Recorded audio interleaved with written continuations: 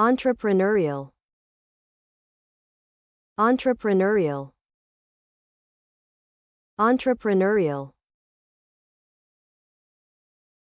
So, let's break down the word entrepreneurial. As an adjective, it means having the qualities of an entrepreneur, such as creativity, innovation, and a willingness to take calculated risks in order to start and grow a business. In common usage, people describe individuals, companies, or even cultures that embody this spirit of entrepreneurialism. They're innovative, proactive, and often driven by a desire to create something new and valuable. One special note about its usage is that entrepreneurial can sometimes have a slightly positive connotation, implying a bold and forward-thinking approach. But be careful not to overuse it in a way that sounds like you're trying too hard. Use it thoughtfully to describe genuine entrepreneurial spirit.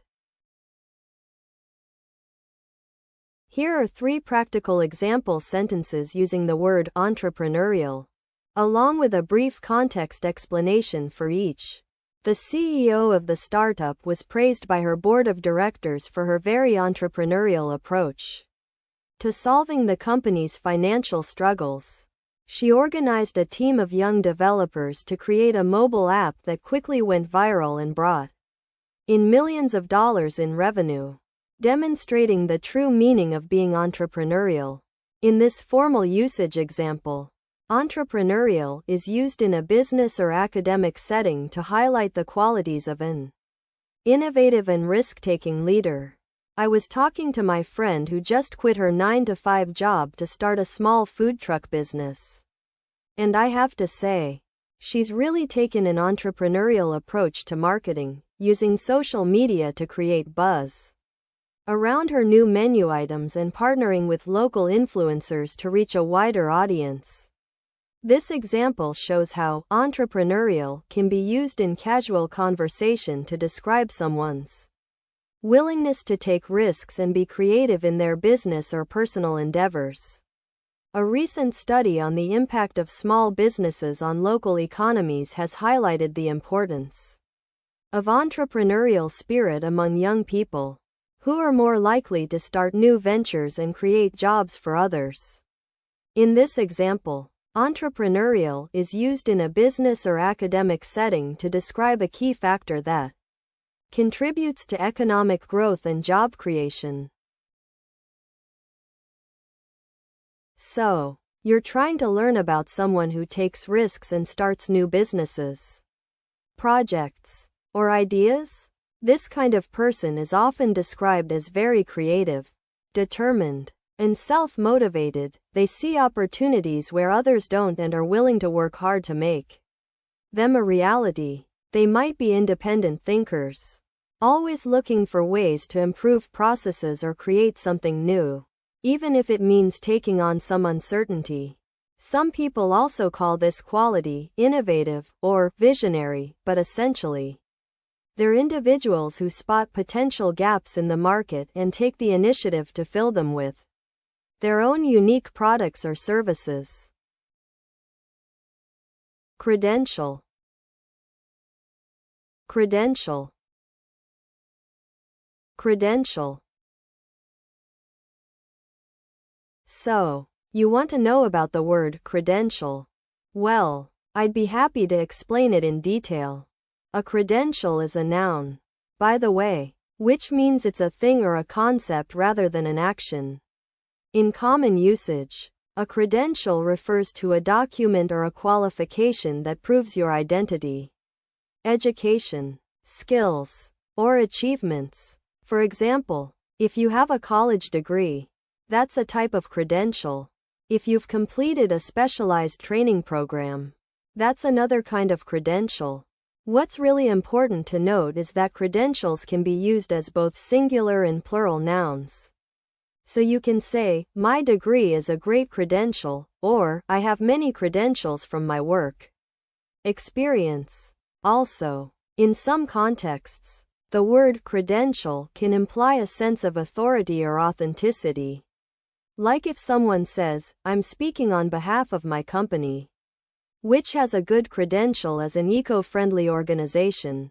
So, remember that credentials are documents or qualifications that prove your identity or achievements. And they're often used to establish trust or credibility in a particular situation.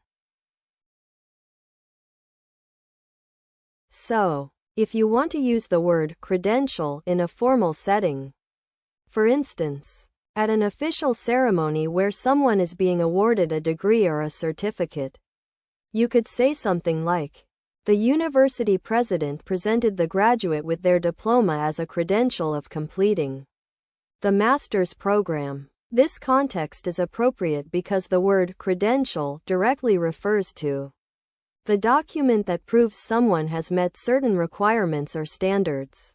On the other hand, in a casual conversation between friends, you might use it in a more relaxed way. For example, I'm thinking about getting my scuba diving certification next summer. It's going to be such a great credential for backpacking trips. Here, the context is laid back because it's used as an informal excuse or reason for doing something.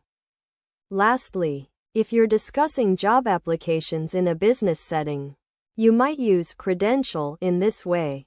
The company is looking for candidates with relevant work experience and a strong educational credential, someone who can hit the ground running. In this context, it's being used to describe a desirable quality or feature that makes someone suitable for a particular role. So you're wondering what this important thing is that proves you've done something or achieved a certain level in your education or career? Well, think of it like a special seal of approval that shows you have the skills and knowledge needed to do a particular job or activity. It's usually given by an organization or institution after you complete a course, program, or test, and it can be physical, like a document or certificate, or digital, like an online record. This thing helps others trust that you've met certain standards, which is really helpful when applying for jobs, getting into schools, or even traveling to some countries. Consensus. Consensus. Consensus. Let's talk about the word consensus. As a noun, consensus refers to a general agreement or opinion among people, especially in a group or community, on a particular issue or topic.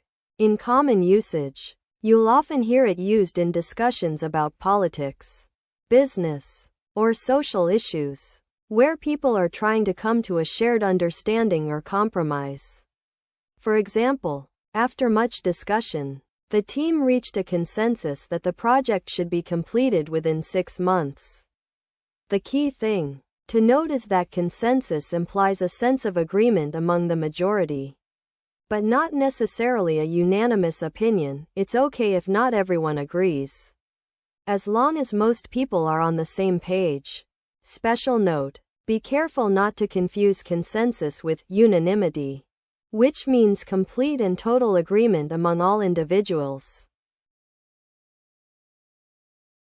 In a meeting with international delegates, the chairperson stated that reaching a consensus on climate change policies would be crucial for achieving global cooperation, as it was essential to have all parties agree on the shared goals and strategies before implementing them. In contrast, at a dinner party, Sarah mentioned that getting a consensus among her friends about where to go for their annual reunion had been tricky, but they eventually decided on a beach resort after a lively discussion. Meanwhile, in an academic journal, researchers concluded that the emerging consensus among experts regarding the health benefits of a Mediterranean diet was not only supported by multiple studies but also reflected the growing recognition of its potential as a preventive measure against chronic diseases. So, you want to know about this concept that means people generally agree on something? Well, Think of it like a big group discussion where everyone has shared their thoughts and ideas, and they all seem to be on the same page. Main characteristics of this idea are that it's not just one person's opinion, but rather a collective agreement among many people. It's often used in situations where there's been some kind of disagreement or debate, and then after hearing each other out, everyone seems to agree on what's best. Similar concepts might be unanimity, common ground, or even a general sense of agreement. What it does is help bring people together and create a shared understanding of something, which can be really helpful in situations where there are different opinions or perspectives.